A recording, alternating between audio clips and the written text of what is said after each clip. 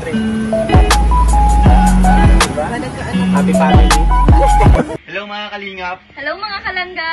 Please subscribe Jen's Journey. Hello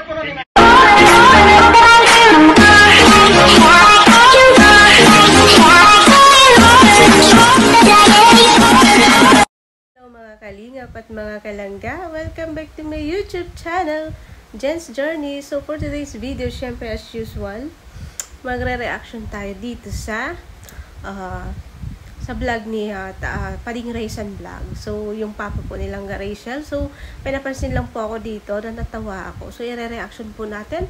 And syempre, but before that, huwag po natin kalimutan suportahan ng founder ng Kalingap. Syempre, Kuya Bal Santos, Matubang, Ate Adna Vlogs, Kuya Rob, at syempre buong team Kalingap, lalo na sa mga ambassador na nasa Davao, Rhea Olarte, Mick Agnes Vlog, ayan, Kalingap Angeli, Kalingap Dudu, Kalingap Baby Girl, and syempre, John Linden Official, and of course, syempre, Ruel of Malalag, Rachel Morales Vlog, Daddy Donna TV, Lorny TV, Kuya Red Noveno, syempre Kuya Brooks, at ang buong team ni Ruel. Andyan po sila Kuya John Rivera, Reagan Vlogs, Alfie TV, Justin Aguirre, Veggie Skim Official, Alex Librada, at syempre ang buong team, and of course, mga ambassador ng J. Morello Vlog, and syempre, Kalingap Lydia Billones TV, Kalingap Jose, Kalingap Taray Papsi, Kalingap Gilbert, ayan, Brother Paz, Kuya Ken's TV, and syempre Joey the Great. Ayan, shoutout po sa iyo. Support po natin sila guys, no? Syempre like, comment, and share sa kanilang mga upload. And syempre don't skip ads, no? Sa paraan po ng ating panonood para na din po tayo nakatulong sa ating kapwa. So ngayon, i-reaction natin to namang second upload ni Tatay ni Tatay Rizan. So, ito yung second upload niya kasi bago pa lang po ang channel. Hindi pa po nakasubscribe kay Tatay Rizan, Pading Raisan Vlogs.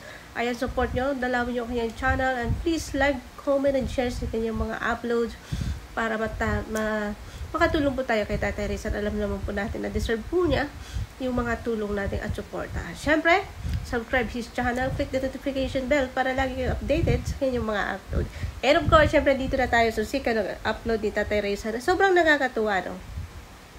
Nakakatuwa kasi nawala pala niya yung cellphone na regalo nilang Rachel sa birthday niya. So, iba kasi si Tatay Rizan Iba si Tatay Rizan kasi kung may mga bagay na ibinigay sa kanya, talagang papahalagahan niya yan. Papahalagahan niya yan ng talagang ipapakita niya sa iyo kung gaano kahalaga yung binigay mo.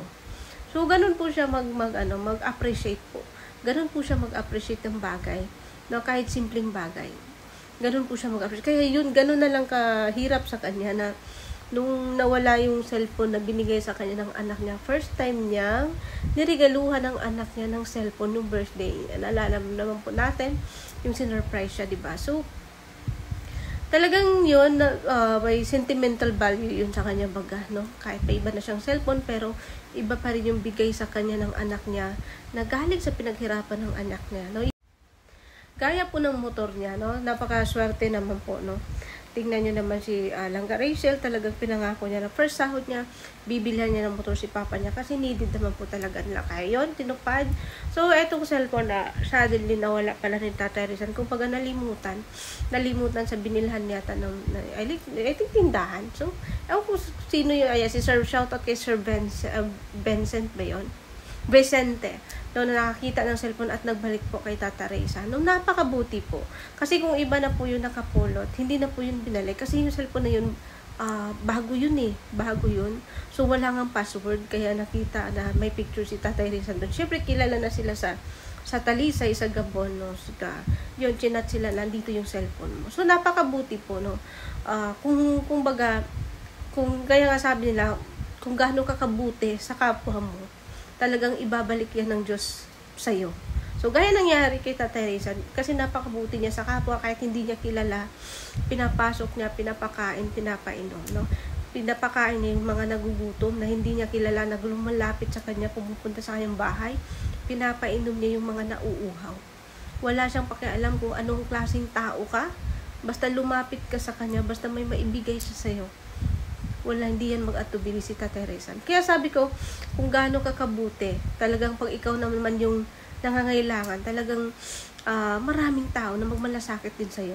So, gaya yun lang po ng cellphone niya na nawala. So, may nakakita. So, binalik sa kanya, no, binalik. So, ang iniisip ni Tata Rizan, talagang nawala na daw, talagang hindi daw para sa kanya yung cellphone na yun, kasi nga bigay yun ng anak niya. Pero, nung binalik na yung cellphone na yun, talagang napaluha siya sa vlog niya, kasi sobrang saya niya, kasi iniingatan niya yun, kumbaga bigay ng anak niya, may sentimental value sa kanya, papahalagahan niya, pero sa din nila nangyari na ganyan. Pero, yun nga, sobrang saya niya, kasi nabalik. No, sobrang maraming salamat kay Sir Vicente na, yun nga, sabi ko, kung kahit gaano ka kahirap, basta mabuting tao ka, ibabalik yan ng Diyos sa'yo. So, gaya nangyari kay Tatay Reza na, siya naman yung nangailangan, no? Siyempre, ayan, binalik sa kanya yung cellphone. Kasi alam po ng mga tao na mabuti po siyang tao at dami po siyang nagagawang mabuti sa kapwa niya, kahit sa kilala man niya o hindi. Wala po siyang pag-alinlangan na tumulong, no? Kung sa abot lang po ng kanyang makakaya o sa kung ano lang po meron siya. Kaya sa Tatay Rizan, saludo po ako sa iyo. Alam mo yan, kung siyempre nakilala ko na sila, nakasama ko na sila in personal, talagang dun mo masasabi kung gaano po kabuti ang isang tao. At siyempre kay Langga Rachel, dito ako natawa. Shoutout sa iyo, Langga Rachel. Ayan, I miss you. So, sa di pa po nakasubscribe kay Langga Rachel, Rachel Morales Vlog, dalawin niyo po. Siyempre, support niyo po si Langga Rachel. No? Yan po yung idol natin. So, dito po ako natawa. Grabe, Tatay Rizan, magaling na siyang mag-vlog. So, sabi ko, Kuya Rizan, magaling ka ng mag-vlog. Sabi, hindi naman ako nagkasakit. Talagang, ano yun sa kalukuhan dito, Tatay Rizan. Kahit sa personal niyang kaurap. So, yun na nga. Magaling na siyang mag-vlog, no? Salute, no? Magaling na siyang mag-vlog. Alam na niya kung paano kausapin yung ibang tao, no? Kasi dati nakilala natin siya, mahihayin, mahina pa yung boses, pero may pagkakalog talaga. Kaya din ni Daddy Donut, no? Titingnan mo si Daddy Donut, sobrang seryoso. Pero, pag makasama niyo yan, para kayong mga baliw, no? So, ganun po sila, ang saya po kasama. Kaya si Tatay Rizan, ayan, siguro, kasi nakapaligid sa kanya, puro vlogger. Siyempre si Daddy Donut, si Rachel, si Laruel, lagi niyang nakasama at nakikita. May idea na siya, no? Nakakuha na siya ng idea kung paano. At siyempre, andyan si Provinciano, ang kanyang editor. Siyempre, si Provinciano ang nagturo kay Tatay Rizan na mag-channel, which is good, no? Which is good na talagang wag palagpasin yung opportunity. Andiyan na yung opportunity at pagkakataon, no? Which is needed naman talaga niya kasi may sakit siya, kapansanan siya. So, yan po yung kaya niyang gawin na magka-earn po siya para po sa mga anak niya. So, si Tata Rizan, magaling na siyang mag-vlog, no? Nakita po natin na marunong siyang mag-interview. So, dito ako natawa ko. Ang i-title ko dito, Tatay Rizan nakaganti kay Langga Rachel. Bakit siya nakaganti? Kaya alam niyo ba, nung binigay niya, binalik na yung cellphone ko. Sabi ni Rachel, pakita ka. Alam niyo guys, ganyan lang po sila mag-uusap sa kanila. Napakasimple yan ni Rachel, mag-uusap, magsasalita sa kanila pag walang camera. Pero siyempre pag may camera, be professional ka. Kasi public yan, siya Rachel Sikat.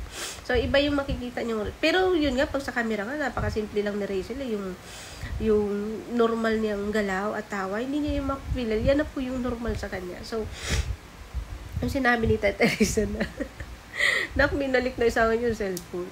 Sabi rin niya, hindi nga, pakita mo. Kumakain si Rachel. Alam niyo, kumakain, napakasimple yung kumakain nilang Rachel. Nasanay kasi sila, no? Nasanay siya dati na mahirap lang din sila, no?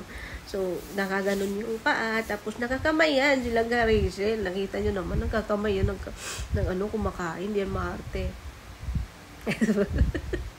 Tapos doon ako natawa na sinabi niya, pakita man. So, yun, pinakita ni Tatay Rizan yung cellphone. Inabot ni kinuha ni Rachel at tiningnan. Tapos, in-interview na, anong masasabi mo? So, sabi ni Tatay Rizan, anong masasabi mo sa nagbalik sa akin ng cellphone? Yun, nagpasalamat na Rachel. Salamat kay Tatay, ayan, kay Tatay Vicente, salamat ganito, ganyan. So, yun lang pong inuulit nilang gana. Salamat kay Tatay Vicente. Ito naman si Tatay Rizan, ang kulit eh. Sabi ko nga, nakaganti siya kay Langga Rachel. Sabi pa niya nun, yan ba, baka may gusto ka pa sabihin. Sabi ni Langga Rachel. Yun na nga, nagpasalamat na nga ako. Salamat kayo ito, ganyan. Wala naman akong ibang masabi. Sabi niya, baka may gusto ka pang sabihin mo na. talaga ako natawa. Sabi ko, si Tatay Rachel, nakaganti kay Langga Rachel. Kasi dati, yung ini-interview, si Rachel lahat sasagot. Ganito, si Tatay Rachel ang sasagot, si Tatay Rachel ini-interview nila Rachel, ni Rarroel, lahat ng mga vlogger. Pero ngayon, nakaganti ka na, Tatay Rachel. Congratulations sa'yo. At least ngayon, makaganti ka na sa mga vlogger no, ang interview siya, na pahirap sa'yo noon.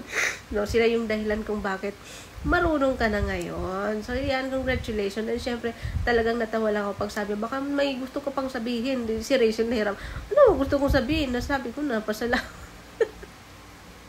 Talagang nakita na ako doon. Sabi ko, magaling din pala to si Tatay Rizal mag-interview. Talagang may tinatago din tinatago din galing. So, kailangan nyo, pinipilit niya si Rachel na magsabi pa ng iba. Gusto kasi niya nun, may iba siyang marinig na bukod sa pasalamat. No? May iba siyang marinig na pahabain pa yung pasalamat. So, yun po yung ibig niyang sabihin lang ka, Rachel. Si Rachel kumakain niya, Tatay Rizal. Ito naman. Pero sabihin nakita na ko na yan. Congratulations, advance, Tatay, advance, andyan na nga Congratulations, Tatay Rachel, deserve mo naman yung huwag mag-alala. Dito lang po kami na sumuporta sa inyo. Kasi alam po namin na deserve po kayo. At syempre, alam naman po namin na kailangan nyo talaga. No? So, basta ang sa amin lang, huwag po kayong magbago kahit anong mangyari. Kung paano po namin kayo nakilala at hinangaan. Yan lang po kayo. No? Lalo na kay Langga Rachel. No? So, hayaan na po natin yung ibang tao na magbago, no?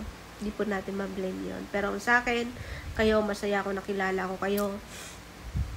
Bilang kaibigan, hindi lang bilang viewers ninyo, bilang kaibigan, kung napahangan nyo po kami, no? Marami naman po kami. Siyempre kay Nanay Maria, no? Shoutout po sa'yo, Nanay Maria. Siyempre kay Titay, no? Ayan. So, hanggang dito na lang po yung reaction natin, Tatay Rizal. Talagang, ang title ko nito, Tatay Rizal nakaganti kay Langga Rachel. So, ayan, Tatay Rizal, gantihan lang ngayon. Each time, Tatay Rizal, gantihan mo sila lahat. Yung mga interview sa'yo noon, interviewin mo din sila para makaganti ka pang content mo. So, ayan, natuwa lang po. So, talagang natutuwa lang din po ako, guys, sa malaki pong kakayahan po ni Tatay Rizal bilang sa pagbablog po. Kasi dati, nakita po natin yung kaibahan, no? Kung paano po siya nagbago. Kasi dati sobrang mayain, kasi nung una, parang nasa puso't isipan niya yung pagkawala po ng kanyang mahal sa buhay, no? Hindi naman po mahirap yon. So, naintindihan po natin siya. Kaya ngayon, masaya tayo sa pinagbago niya na kaya na niya lahat, hinahandle na niya yung sarili niya, although hindi, sabi nga niya, hindi niya yun malimutan yung asawa niya kahit pa mag-asawa siya ulit. Sabi ko, tama po yan, kasi siya yung minahal mo sobrang minahal mo siya yung ina ng mga 5 mong anak, no? Sabi niya, kahit anong mangyari, never yun kakalimutan kahit mag-asawa siya ulit. So, sana kung magiging mag-asawa ka ulit, Tatay Rizal, sana yung babae maiintindihan ka, no? Maintindihan ka sa ganyan mong feelings na pagpapahalaga para sa mga anak mo. So, yun po lang po yung hangad ko. Siyempre, masaya ako. At kung mag-asawa ka man ulit, deserve mo naman yun, no? Kaligayahan mo naman yun. Siyempre, kung masaya kami, kung masaya ka. Pero kung hindi ka naman masaya at mag-asawa ka, siyempre, hindi rin kami magiging masaya, no? Isa din kami sa malulungkot para sa'yo. Hindi lang bilang viewers, kundi bilang kaibigan. So, siyempre, ayan, kita-kits po tayo ulit, I hope, no? Kabalik po ako dyan. Siyempre, kay Langga Rachel yung support ni Rowell of Malalag. Siyempre, kay Daddy Donut. And siyempre, kay Pading Raysan Vlog. Siyempre, kay Provinciano 2.0. Huwag niyong kalimutan si Provinciano. Ang saya kasama ni Provinciano, nakakamiss. And siyempre, maraming salamat sa inyo. Morales family, just keep going, no? Just keep going no matter what. So, tuloy lang po tayo, no? Trials are not the reasons to give up. Siyempre, just keep going. Hold on sa mga trials and bashers. Although, sanay naman po kayo, no? Wala po yan sila. Huwag po tayong magpadala. Tuloy lang po tayo sa goal natin. At syempre, pagiging mabuting tao at pagiging mabuti sa ating kapwa. So, hanggang dito na lang. Ayan, have a great day. Ayan. And syempre, sa hindi pa po nakasubscribe sa akin, please follow my journey, subscribe my channel, Jen's Journey, and please click the notification bell para lagi po kayong updated sa aking mga upload. So, have a great day everyone, and bye-bye.